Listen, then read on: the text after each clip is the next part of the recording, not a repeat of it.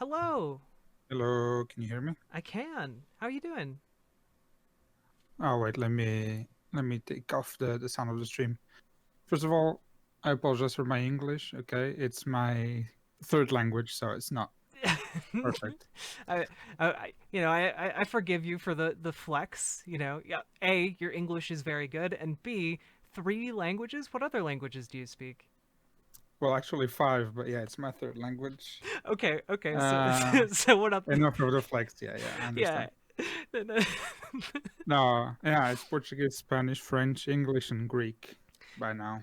Okay. Yeah. You know what? It's okay if your English isn't great when you can speak four other languages. That's amazing. Right. Yeah. Well, do what Incredible I amount of incredible amount of respect for you, comrade. can. Thank you, thank you. And yeah. So talking about sociology, right? Yeah. Like, what were you interested in talking about? I Right. know Well, we've covered a lot of topics already, but yeah, it's about gender. Actually, the video mhm, explained it quite extensively, the sex part, which is exactly what it is. mhm, I think was impeccably explained, which is pretty common by now by the Green Brothers. I mean, they do their research before they talk, mhm, and yeah, but gender wise.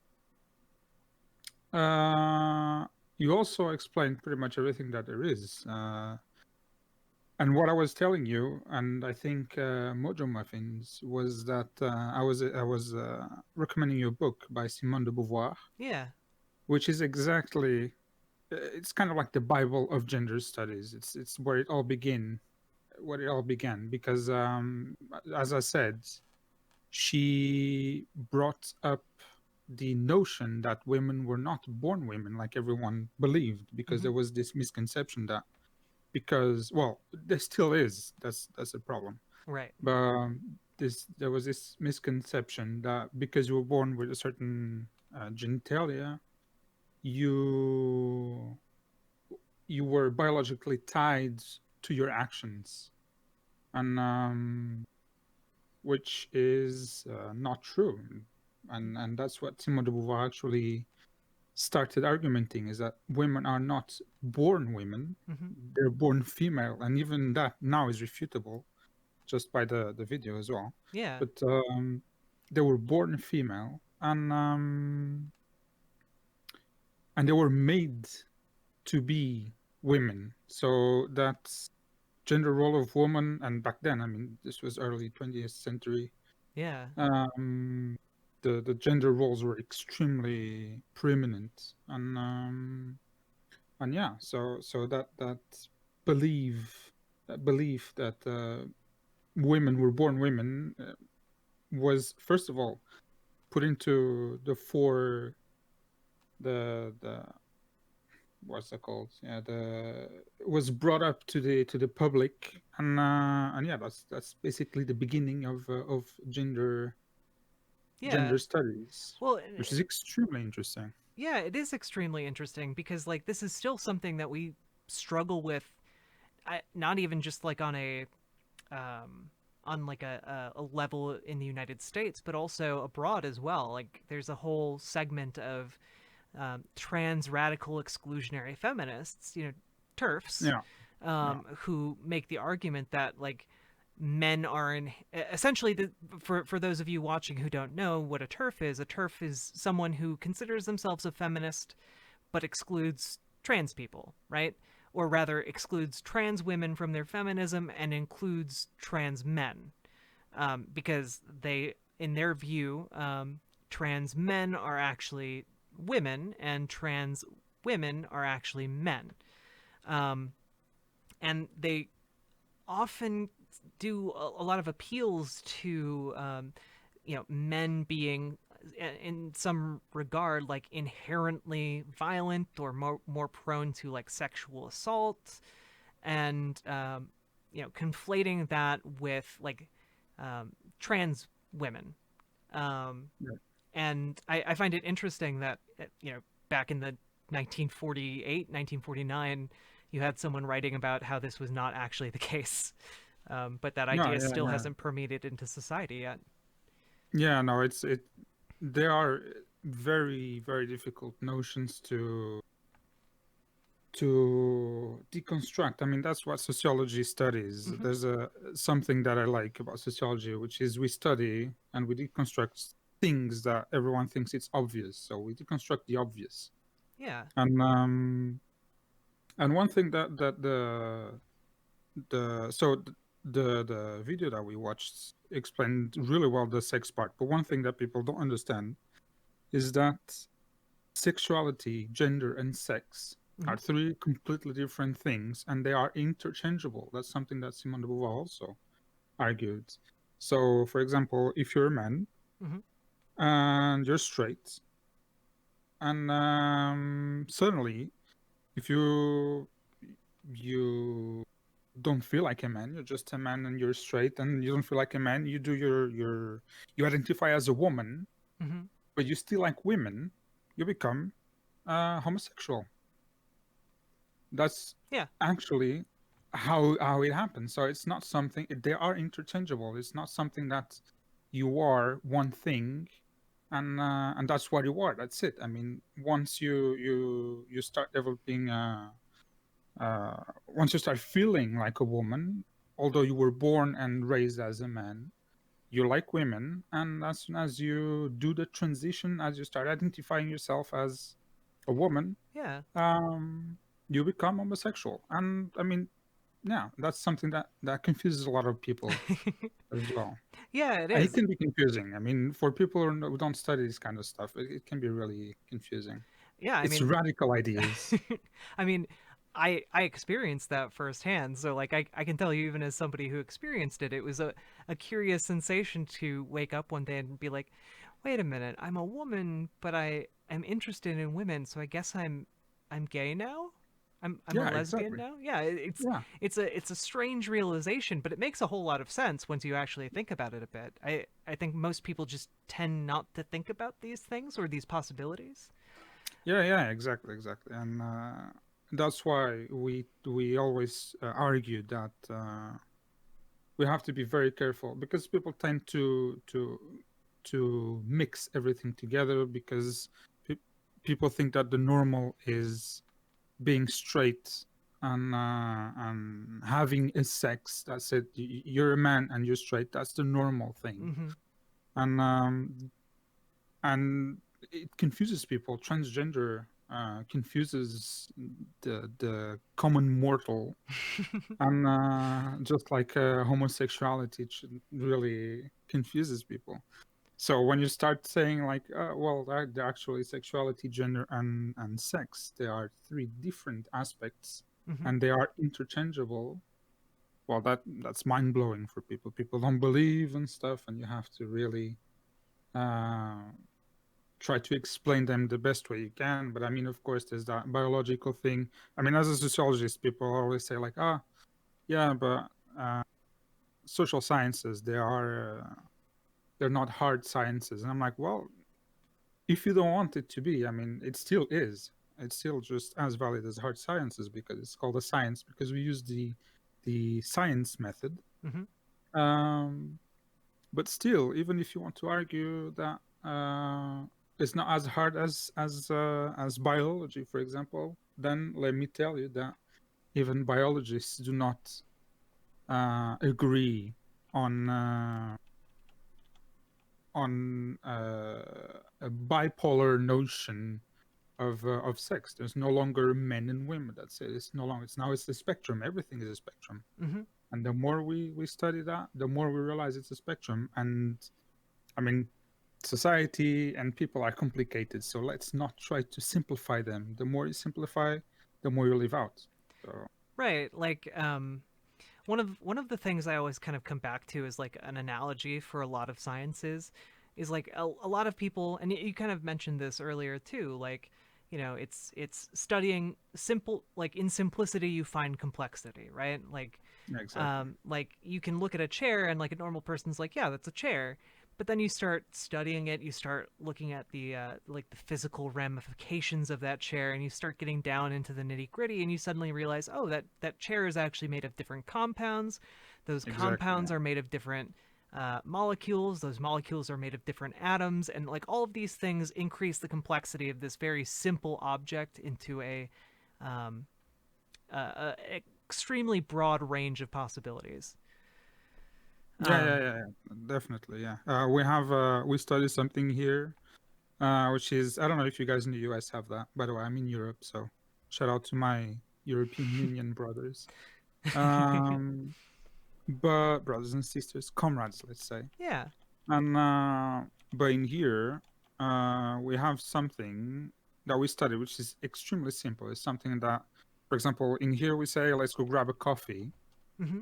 and that grabbing a coffee, it's so simple. Yet when people go, perhaps none of them grab coffee. The grabbing the coffee is actually the analogy for let's get together, let's talk. Yeah. So it's just such a simple thing, and we just start studying. Sociology begins once you have the consciousness of the other. So when you see someone on the street and you go on the side just so you don't bump into each other, Hmm. that's where sociology begins. Interesting. William of Orange in chat is asking, do you mean mutable instead of interchangeable? Because I'm confused. I'm not entirely sure what he's referring to. Right. No. So right. Maybe in here it's my lack of vocabulary. But what I mean is, um, okay, transgender. I mean, you're gonna explain this better than me, but Maybe, but it's it's okay. Give it a shot. yeah. Well, usually transgender people are not. They the feeling of not being in the right body is something that grows over time, and so what happens a lot of the times is that men, let's just grab an example of men. It can happen with women as well. Let's grab Hmm. women because I gave men the other time. But for example, a woman that does not feel like she's a woman, she's in the wrong body. Well, she's a woman. She was raised to be straight, and Hmm. she's straight. She likes men and everything, and all good, but she doesn't feel like a woman. Right. So at some point, she decides that, well, she's not a woman. She's just a man trapped in a woman's body. And she decides to identify herself as a man. Hmm. So she was straight then, but she became homosexual because now she's a man who likes men. Right. She didn't change her sexual preference, she changed herself. And that's why I say interchangeable, which means you might you might be a man who likes women, and then you change to a woman, and you like women, so you become gay suddenly. And all those things, so the three pillars, which is sex, gender, and sexuality, are not so they can switch depending on what you are, basically. So Yeah. it's what I explained. Now I'm probably confusing the chat even more. But I think you cleared it up personally. right. So I mean, Also, Don yeah, Mufasa. It's true. Being gay does not being trans does not make someone gay, but it can make someone gay. yeah. If you're gay, well, let's give it the opposite example. Yeah. If you're actually a man and you're gay, and then you feel like you're not a man, you're just trapped in a man's body, so you identify yourself as a woman, you become straight because you're then a woman who likes men. Yeah. So that's why. Um, I guys, I really don't understand the confusion. I'm understanding his wording completely fine, but I don't think Yeah, there's anything wrong interconnected with your might be a good, explanation. might be a better, yeah, interconnected. Well, yeah, if you want, Can maybe I it's better. can I ask why like you're a sociologist, like why do people tend to be so resistant to this idea that things are mutable, that things can change, that are they're into these aspects of our identities are interchangeable? Why has that idea not been able to gain ground? Like it's been 70 years since this initial Right. book. How Right. why hasn't it been able to make inroads in the mainstream, so to speak? Well, we humans being have a natural aversion to change. Hmm. I mean, you can see now more than ever. I mean, in the face of scientific data, people still say no, it's not valid because it doesn't go according to my beliefs. So people have a natural aversion, and of course, then there's politics involved in everything, and Mm-hmm. yeah, well, politics are politics. Yeah, so it's pretty much that's it. It's the natural aversion and natural, yeah, the natural aversion to change, first of all. And then the second of all is that um, people believe that when you're trying to give rights to someone else, they feel personally attacked, like their rights are being touched on. Mm-hmm. For example, this happened. Of course, this was made. There was a when the Black Lives Matter started. Um, there was a guy, and I understand that the All Lives Matter movement Mm-hmm. happen as a counter movement. But if you try to be honest and you go to some people and say, well, all lives matter, they will they will take it as a direct hit to their own movement, right? Mm-hmm. So and the same happens with gender, which is if you say, well, gender. If you tell people like transgender should have rights, they should have the right to help from the government, to have well, anything pretty much. If they have the right to live like a normal person, people will look at it as in, well, no, because they are not normal and I'm the normal, and they should not live like me. They should not be able to, because I mean that there's an interference with my own rights, which is not true. Which is not true. Right. People have this misconception that giving rights to others uh, is taking their rights away. Mm-hmm. And I see that William of Orange is not convinced. Go ahead, William of Orange. It's What's your okay. doubt on it? William of Orange is our resident conservative. Some of these ideas might be a bit foreign. Yeah. No, but I understand. I understand. Oh, All right. okay. Saying what to something else. Oh, It's yeah, okay. yeah, yeah. Fair enough. Fair enough. No, but I mean, of course, conservatives are well, they're conservatives. That's Yeah. exactly what they are. They They're. want to keep the status quo. Mhm. They, eh, of course, they think life, and it is. The thing is, when they think about society, they think it in simpler terms. Society is much simpler in conservative societies. Where I'm from, so I'm from Portugal. We had a dictatorship for 50 years, Mhm. and life was extremely simple. I mean, women stay in the kitchen, men go to work. It's extremely simple. Everything goes to works perfectly fine. But the thing is, the underlying problems that creates, that no one talks about. The problems are there, but no one talks about them, are huge. They have huge implications. The lack of lack of equality, lack of gender equality. The for example, I did a study here on old people's sexuality, actually, Hmm. and all of the women that I interviewed, none of them remarried, and none of them had cheated on their husbands, while all the men had cheated on their wives, because Really? it was absolutely normal in the traditional society. It was fine. It was just like men are supposed to, nearly, because men are studs and women are supposed to stay home. That's it. Mm-hmm. So the traditional society, everyone, well, most guys cheated, but it was not talked about it. That's it. It was just kind of expected. Yeah, exactly. It's expected. So Hmm. traditionalists and conservatives, they tend to have a much more simpler view of society. It is simple, it is mostly comfortable, but it is inaccurate, and that's the problem. I That gotcha. they well, they live in their own bubble, and everything that that is foreign to them, they brand it as a leftist conspiracy. Well, I'm being factious now as well, but still, um, they they yeah. So can I uh, can I yeah, go ask ahead.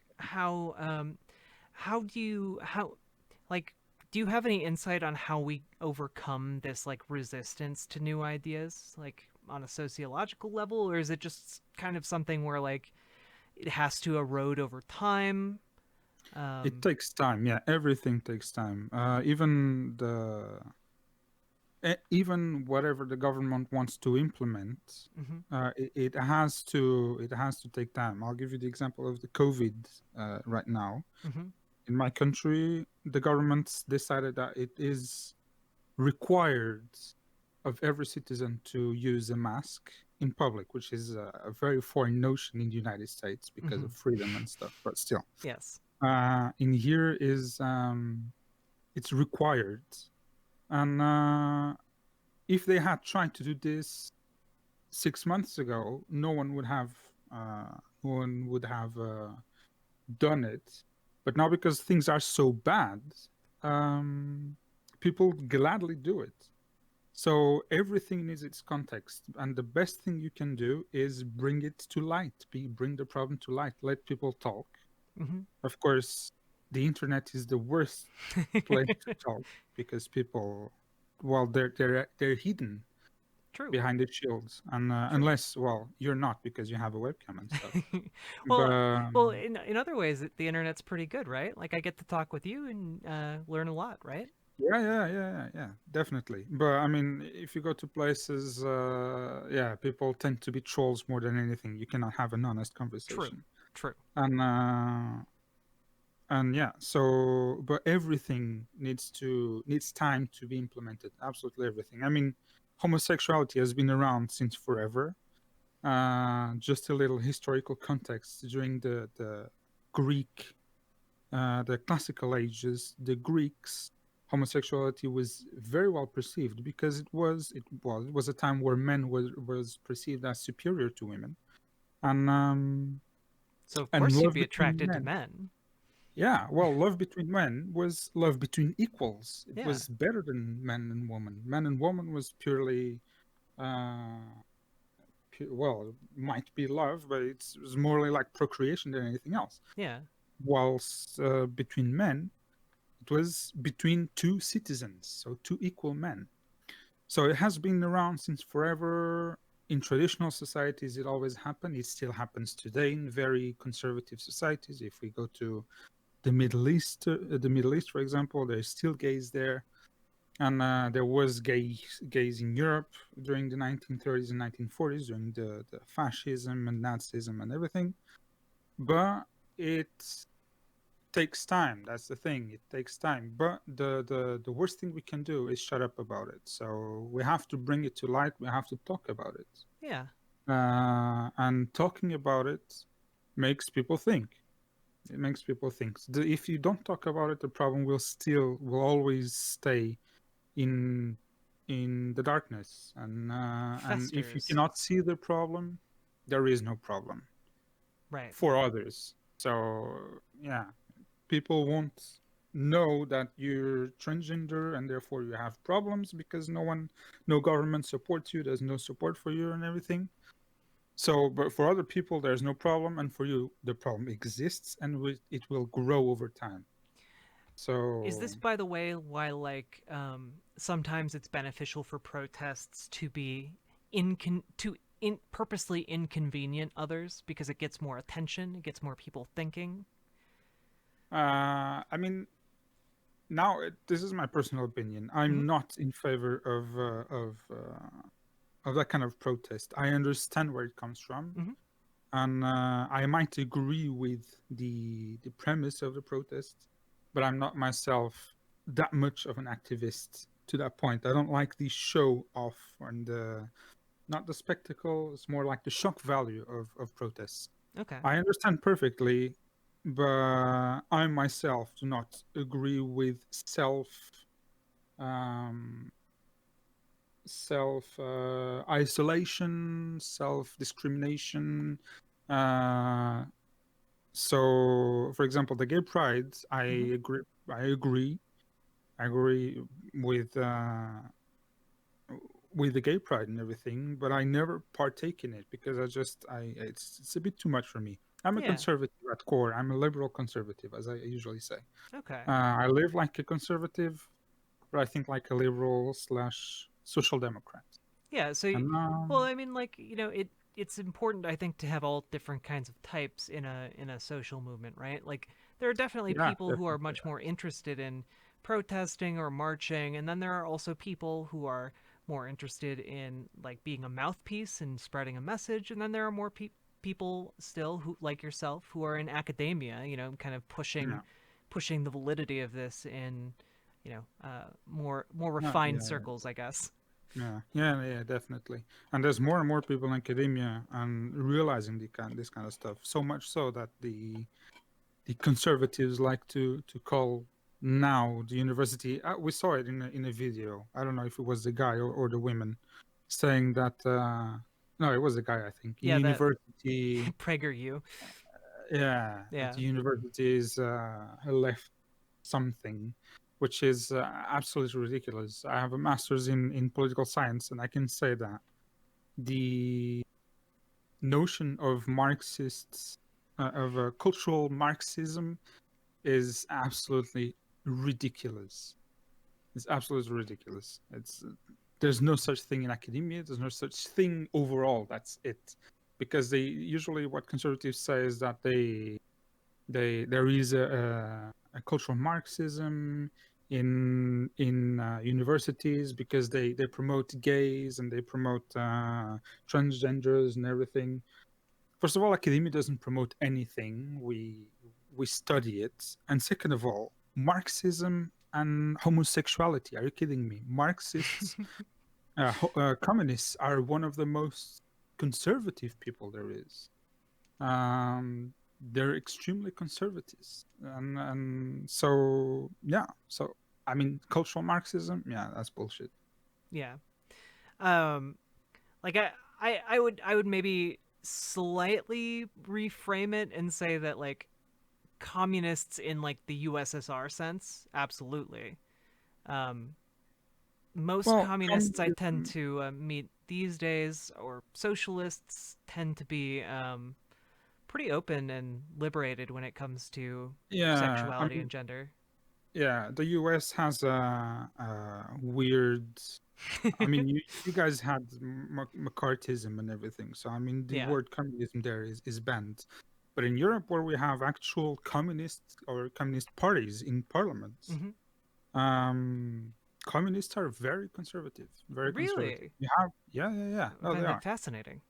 Yeah, they are. Well, an extreme left wing, conservative side. So, um, we do also have what you guys call the left, Hmm.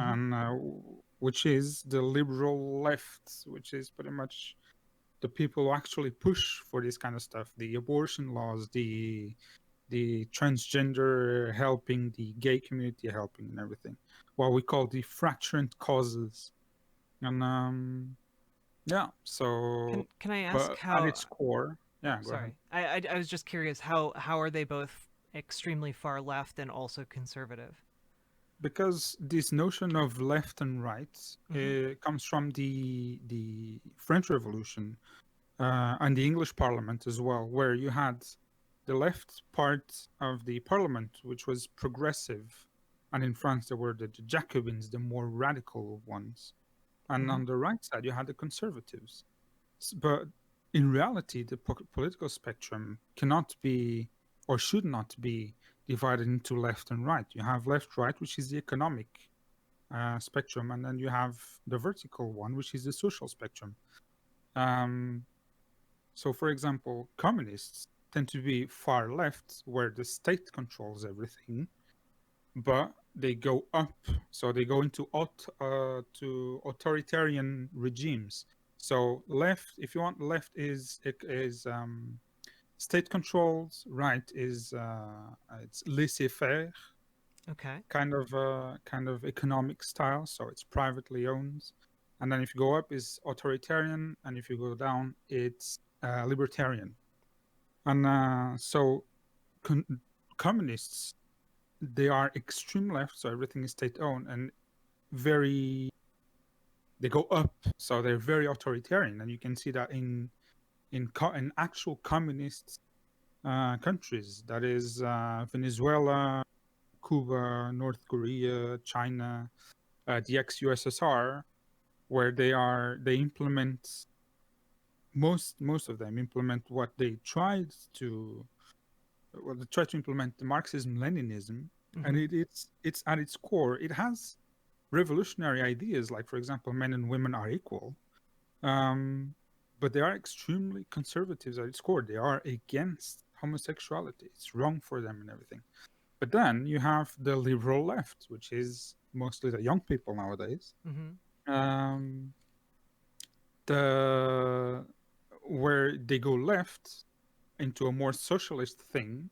They don't go full left, not a communist, but they tend to be socialistic, and they go down libertarian. So people have the right to to be who they want to be, Hmm.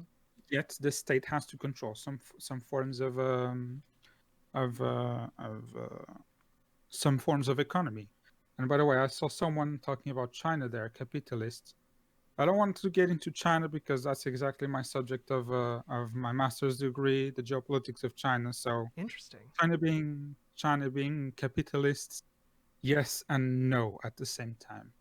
But China is extremely conservative and extremely authoritarian. That's something they took off True. of the Marxism Leninism, or the Maoism in this case.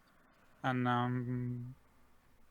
so yeah, so that's how you can have both, and you can have actually far right. And by the way, Hmm. in this spectrum, right wingers are not fascists, which is interesting. Right wingers are just pro privately owned everything economy, which is pretty much what the USA has right now. And fascists go up, Hmm. basically. They don't go right. Fascists go up. Libertarians go down, and then capitalists go right, socialists go left. That's how it actually works. I guess I would I my understanding of socialism and communism tend to be pretty basic because I'm striving to reach more people with my message, and I'm not a super big theory head when it comes to socialism or communism, but my basic understanding of it was always that socialism is like worker own ownership over the means of production, and decommodification of some degree of the economy. And then if you were communist, you went a step further with the dissolution of the state. Is that is that more of like an idealism rather than like butting up against like the practicality of like having to run a political party in Europe? Um, Yeah, well, technically, for Lenin, and by the way, Marxism is not what Marx said. mhm, It's an interpretation of Marx, which is something that I also recommend reading Das Kapital from mhm, Marx. But um, socialism is but a transition period to communism. right. So that's what Marxism Leninism says. So well, Lenin would say that socialism is nothing more than a transition phase. So, and oddly enough, it's the phase everyone gets stuck on because I mean, power corrupts. Power corrupts, and yeah, but communists. Then it depends on what kind of communists you're talking about. If scientific communism, if like the Engels type, which yes, they argue that the state has to be abolished by the people, and by abolishing, the people become the owners of the mean of production. Hmm. And but yeah, socialism has a lot to be said about. There's a lot of types of socialism. Right. Socialism is a family.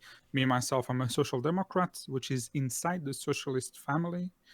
Hmm. But I'm more of a yes to state owned, but let's not have everything state owned, otherwise Yeah. we're pretty screwed. I'm I'm Uh, I'm a market socialist, so I largely agree with you, I think. Yeah, the market socialism is what we have in Europe nowadays. It's a social, yeah, it's we call it market socialism, or pretty much just a social democracy. Yeah. And I for mean, example, I would go like a step further, I think, than what is typically involved in Europe. Like, I would like a transition to, like, instead of private firms doing business, like worker co-ops. So in that sense, having workers own the means of production while still maintaining like a luxury economy. Um, right? Well, in here we have uh, pretty much. It depends on the state as well, mm-hmm, because not every country in Europe is the same. true. But we tend to have strategic sectors controlled by the state. Everything else is controlled by the private sector. So, and in here, which is something that you guys don't have there yet, I usually say that the United States is extremely underdeveloped socially. True. But we talk about education and health as a right, not a privilege. Yeah. Therefore, We talk if about you, access.